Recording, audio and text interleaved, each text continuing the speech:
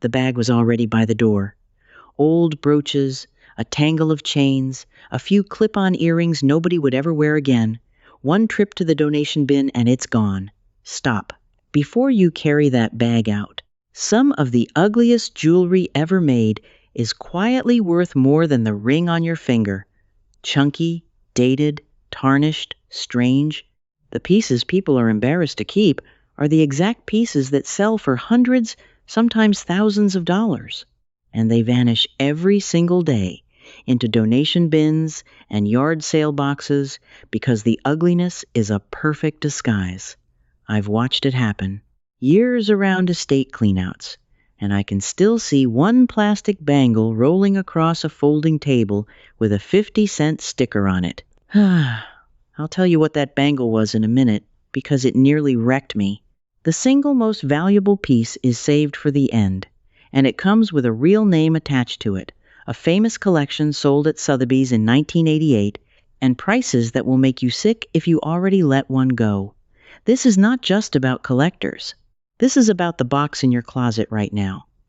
So let me walk you through the 10, and let me spare you the regret I didn't spare myself. Let's start with the one almost everybody misjudges, the cameo. You know the one. A carved face in profile, peachy or white, sitting in a scratched-up frame. Grandma had one. Everyone's grandma had one. And because everyone had one, we treat them like they're worth nothing. I've seen them dropped into the free bin at church sales, the ones marked, "Take what you want." But here is what separates a $5 cameo from a $500 cameo, and it takes 10 seconds to check. Most cameos you'll find are carved from shell, thin, warm, a little see-through when you hold them up. Those are the common ones. Pretty, but common. The ones that make real money are carved from hard stone, from agate or onyx, where the carver used 2 natural layers of the stone, a pale layer on top of a dark layer underneath.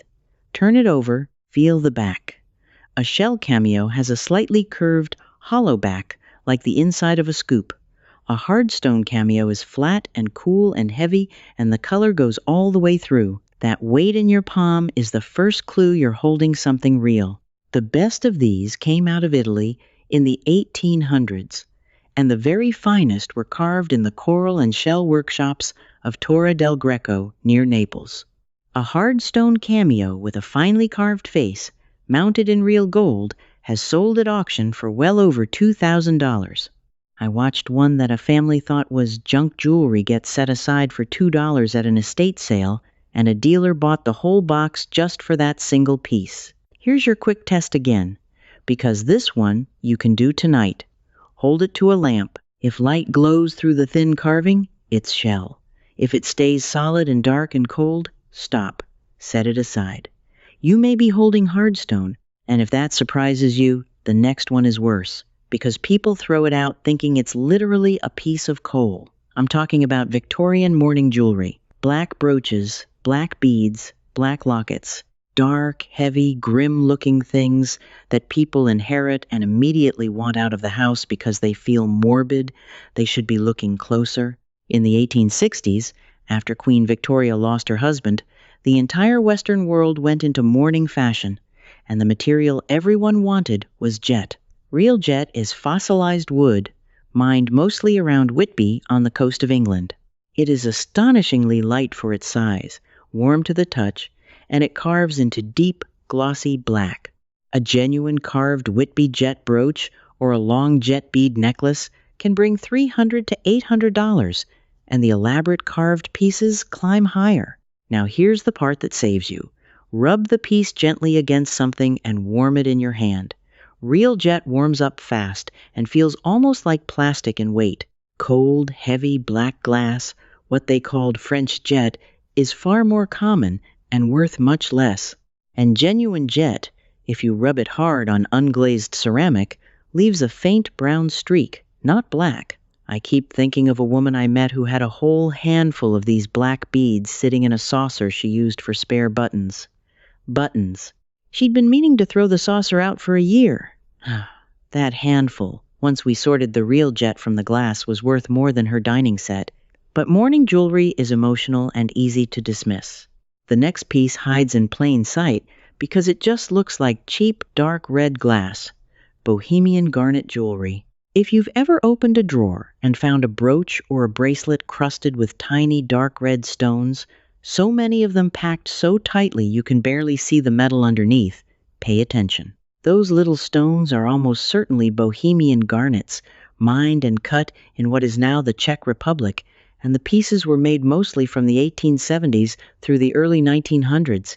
The garnets are a very specific deep red with a hint of brown called pyrope, and they were set in a low gold alloy called tumbach that looks almost coppery. People dismiss these constantly. The stones are small, the gold isn't yellow enough to look real, the whole thing looks dark and old-fashioned. So into the giveaway pile it goes. But a good Bohemian garnet brooch, densely set, in original condition, regularly sells for $200 to $600, and the large showpiece necklaces and bracelets can pass $1,000. The tell is the density. Real Bohemian pieces are absolutely packed with rose-cut garnets, layered like fish scales, each one hand-set. Hold it to the light, and every stone should glow the same deep red, like a stained glass window lit from behind. That glow, that dark garnet fire, is the thing you're checking for. And now I need to talk to you directly, because I know some of you are sitting there certain you don't own anything like this. This next part is for you especially. The one who's thinking, my mother's stuff was all cheap, my boxes are all junk, I've got nothing. Here's what I want you to do tonight. With nothing but your own 2 hands and a lamp, go find the jewelry, all of it, even the tangled knotted mess at the bottom, especially that mess. First, pick up each metal piece and feel the weight. Cheap, modern costume jewelry feels light, almost hollow. Old, well-made pieces have a surprising heft. That weight is your first signal to slow down. Second, hunt for marks. Turn every piece over and look at the back, the clasp, the pin stem, the inside of the band. You are looking for tiny stamped words and numbers. The word sterling, the number 925, a little crown, an animal shape, a name. Get a lamp and tilt the piece so the light rakes across the metal, because these marks are often worn nearly smooth and you'll miss them in flat light. Third, feel the stones from behind. On a good old brooch, the settings are open at the back so light can reach the stones, and each stone is held by tiny metal prongs. Cheap pieces have the stones glued into flat cups. Run your fingernail along the back. If you feel open prongs and little windows, slow down. Somebody built that piece by hand. Fourth, do the light test we already talked about. Glass glows one way. Real stone holds its color. Shell lets light through. Hard stone stays solid. You do not need special tools. You do not need an appraiser yet. You need a lamp, your fingertips, and the willingness to look twice at the ugliest thing in the box. Because I promise you, the people who lose fortunes are the ones who never turn the piece over. And if you want to go deeper than this video can take you, I've put everything I know into one place. My book, Hidden Value, walks you through every one of these categories with more detail, more tests, and more of the real stories behind the pieces that nearly got away. It's the reference I wish I'd had before I almost walked past that bangle. You'll find the link in the description below. But for now, let's keep moving. Because speaking of turning a piece over to find a mark, the next one lives or dies on a single stamp most people can't even read. Mexican silver from Taxco. Heavy, bold, chunky bracelets and necklaces and brooches in real sterling, often set with dark stones or carved into big modern shapes. To a lot of folks, this looks like costume jewelry, big and clunky and too much. So it gets dumped cheap, but turn it over and look for the marks. If you find the word Taxco, or an eagle stamp with a number inside it, or the word sterling with a maker's name, you need to stop and look harder. And if you ever find the name Spratling, stamped or in script, put it somewhere safe immediately. William Spratling was an American who moved to Taxco, Mexico in the 1930s and basically rebuilt the whole town's silver industry. His pieces, made from the early 1930s into the 1960s, are collected worldwide. A signed sprattling necklace or bracelet regularly brings $800 to several $1,000s, and the important early pieces have crossed $10,000 at auction. There were other great Taxco workshops too. Los Castillo, Antonio Pineda, whose work carries a crown mark, Hector Aguilar. These names turn a big clunky silver thing into a serious payday. I met a man selling his late aunt's jewelry at a garage sale, everything $2 a piece, and there was a heavy silver cuff in the mix that he'd priced the same as the plastic beads.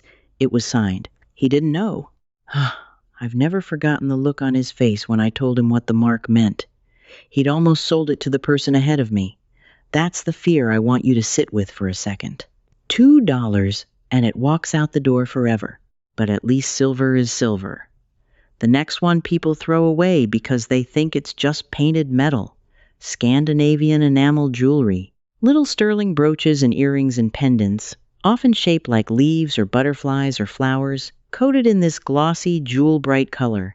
Deep blue, emerald green, sunny yellow. The color is so vivid people assume it's cheap paint on cheap metal, some tourist trinket, and out it goes. It is not paint. It's vitreous enamel, actual glass fused onto sterling silver at high heat, and the masters of it were Norwegian and Danish makers in the mid-1900s. Look on the back for names like David Anderson, often with an initialed mark, or Axel Holmsen, or Ivar Holf, usually alongside sterling and the word Norway. A single David Anderson enamel butterfly brooch in good condition sells for around $60 to $150, which doesn't sound like a fortune. But the larger, more elaborate guilloche enamel pieces, the ones where you can see a shimmering, wavy pattern under the glass, climb into the several hundreds, and rare designer sets go higher. The relief here is that these are still out there cheap, waiting in drawers, because that glassy color reads as costume to almost everyone.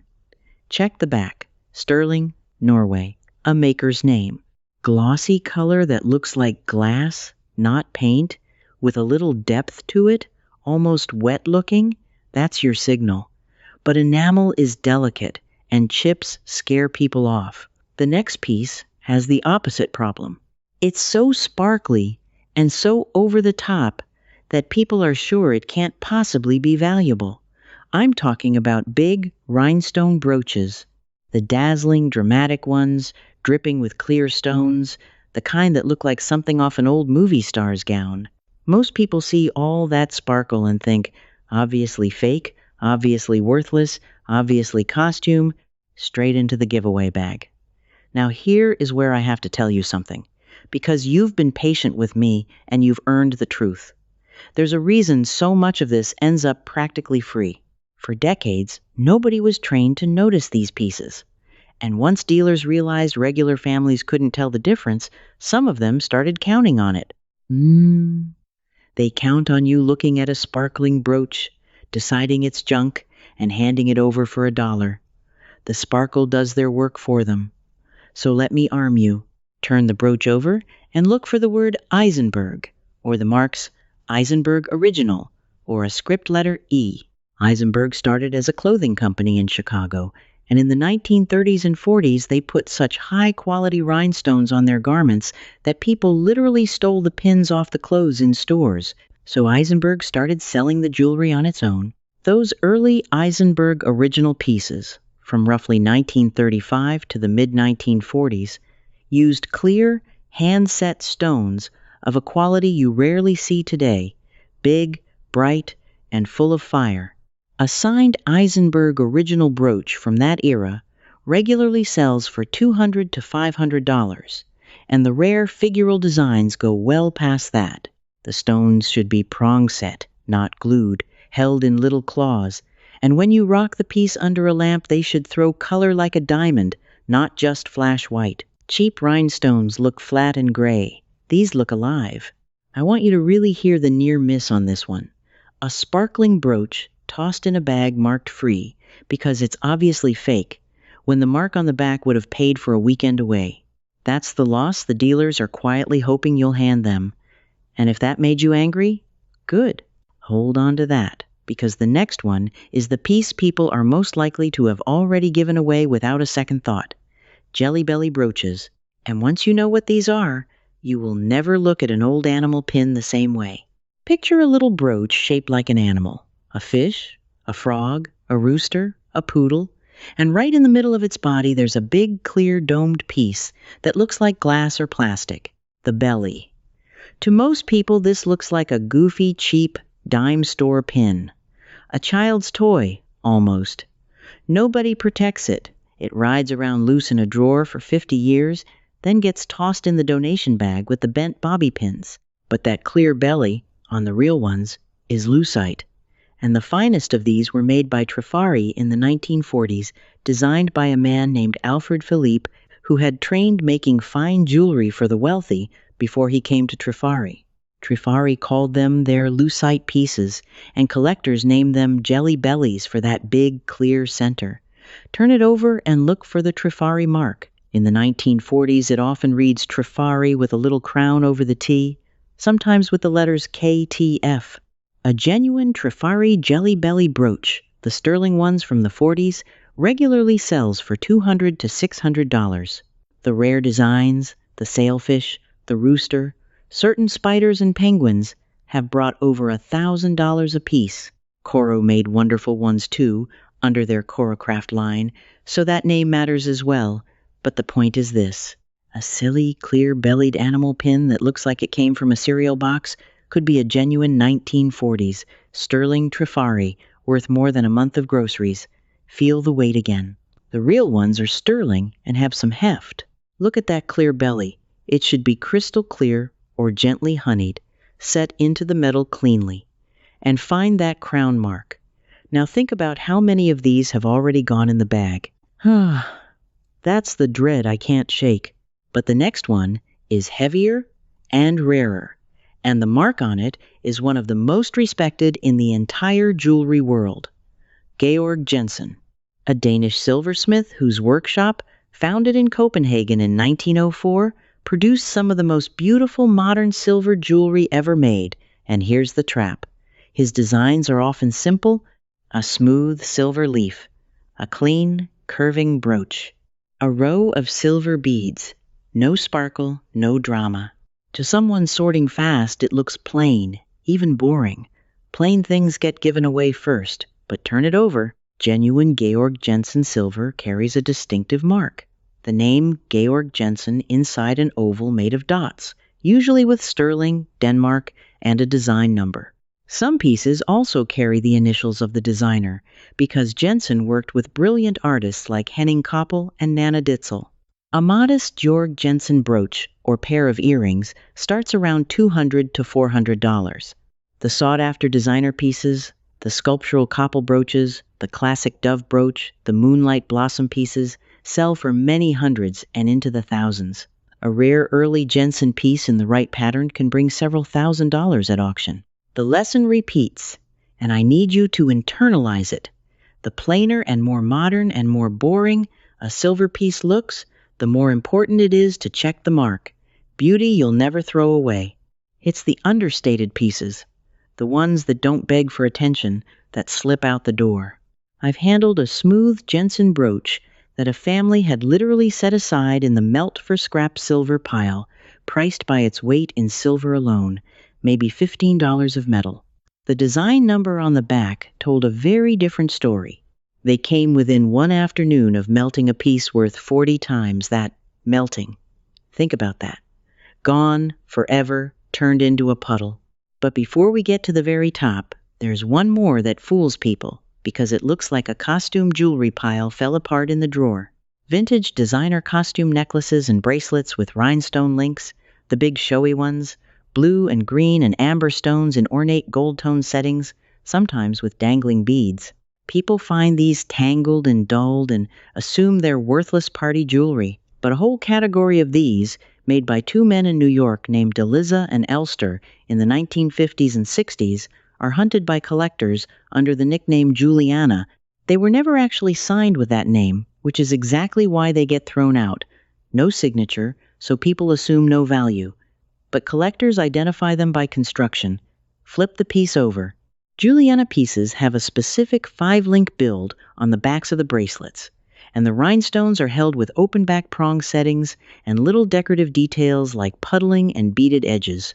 The colors are bold and the stones are top quality, throwing that same living fire. A confirmed Juliana bracelet and brooch set can sell for $200 to $600, and the rare color combinations and elaborate parures climb higher. And the whole thing turns on knowing that no signature does not mean no value, because these masterpieces were sold unsigned by the millions. So look at the back. Feel for those open settings. Learn that 5-link construction, because the absence of a name has cost more families than I can count. Which brings me to the piece I promised you at the very start, the one most often thrown away, the one that has sold for the most, the one I still think about when I close my eyes and see that little bangle rolling across a folding table. Bakelite. Let me tell you what Bakelite is, because the name alone makes people wrinkle their nose. It's an early plastic, invented in 1907, and in the 1930s and 40s, it exploded into cheap, cheerful costume jewelry. Bangles, brooches, buckles, big chunky beads in butterscotch yellow, deep red, apple green, that funny opaque orange. It is, by any modern standard, ugly, thick, dated. It looks exactly like the worthless old plastic junk you'd sweep off a rummage table without a second glance. And that is precisely why fortunes in Bakelite have been lost. Here is the anchor I want burned into your memory.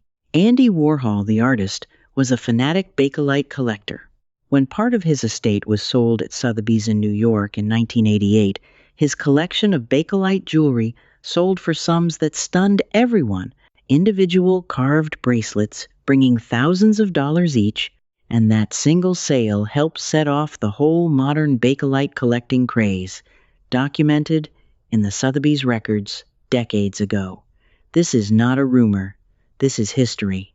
Today, plain Bakelite bangles still bring $20 to $80, which alone is more than the 50-cent sticker most of them carry at yard sales. But the deeply carved bracelets, the wide Philadelphia bracelets covered in hand-carved flowers and leaves, sell for hundreds and into the thousands. Rare figural brooches, the carved fruit, the animals, the little cowboys and Scotty dogs bring hundreds each. And the rarest colors, and the polka dot, and laminated Bakelite dots pieces have sold for thousands of dollars apiece. So how do you catch it before it's gone? 2 tests you can do this weekend with things in your kitchen. First, the warm water test. Run a spot of the piece under hot tap water for a half a minute, then smell it. Real Bakelite gives off a faint smell of chemicals. Some people say camphor, some say a burnt or medicinal smell. Modern plastic smells like nothing, or like plastic.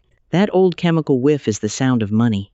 Second, and this is the one collectors trust most, get a cotton swab and a little bit of metal polish, the mild paste kind. Rub the polish on a hidden spot of the piece. If the cotton comes away with a yellow or brownish stain, even on a piece that looks red or green or black, that's Bakelite. The surface oxidizes over the decades, and that telltale stain is the giveaway. Plain plastic leaves the swab clean. And listen to the sound. 2 Bakelite bangles clacked together make a deep, warm clunk, not a light, plasticky click. Collectors literally listen for it. Now, that bangle on the folding table, the one with the 50-cent sticker, the one I told you about at the very beginning, it was a wide carved piece, dark from age, and I almost walked right past it because it looked like exactly what it was priced as, junk. Something made me pick it up. It was heavy and warm, and when I tapped it against another bangle in the box, it made that deep clunk. The swab test in my car turned yellow in seconds. That 50-cent bangle was worth a few $100s. And the woman running the sale had a whole shoebox of them she was about to donate the next morning. A shoebox. A whole shoebox of the ugliest, most valuable plastic in America. 1 trip from the donation bin. That's the piece that people give away more than any other on this list, because it commits the double crime of being cheap-looking and being called plastic. Nobody protects plastic, but 100 years after it was invented, the right Bakelite is one of the hottest things in the whole vintage market, and it is sitting in junk drawers and button jars in more houses than you'd ever believe. So before you carry anything out that door, I need you to do the warm water test and the polish swab test on every chunky old plastic bangle and brooch you own. Every single one. Because that is the piece I don't want you writing to me about 6 months from now, telling me you gave a shoebox away. You made it to the end. And that means you're not the kind of person who lets something valuable slip out the door for nothing. You're the kind who turns the piece over, who looks twice at the ugly thing, who warms the black bead in her hand and holds the cameo up to the lamp before deciding anything. So tell me, which one of these did you almost give away? Was it a chunky plastic bangle you nearly dropped in the donation bag? A sparkly brooch you were sure was fake? A plain silver leaf you'd priced as scrap? Go leave me a comment right now and tell me which piece you're walking over to check the second this video ends. I read them, and I answer. And if you refuse to keep losing the value hiding in your own home, subscribe and stand with the rest of us who are done handing our inheritances to strangers for $1. Because the next video is about the everyday dishware sitting in your cabinet right now. The one pattern from the 1930s that people use for their leftovers, never once suspecting a single dinner plate can sell for more than the whole set cost new. Don't carry that bag out yet. Go check. I'll be right here when you get back. I'm still here with you, and if this lit a spark, there's more. Inside the hidden treasures circle, I pick up right where this left off with an ugly jewelry authentication walkthrough on your own pieces. Ask me your own question, and a real person answers me. Not a machine. You're not alone. Everyday collectors like you are already inside. Just point your phone's camera at the code on screen. Cancel anytime, one click.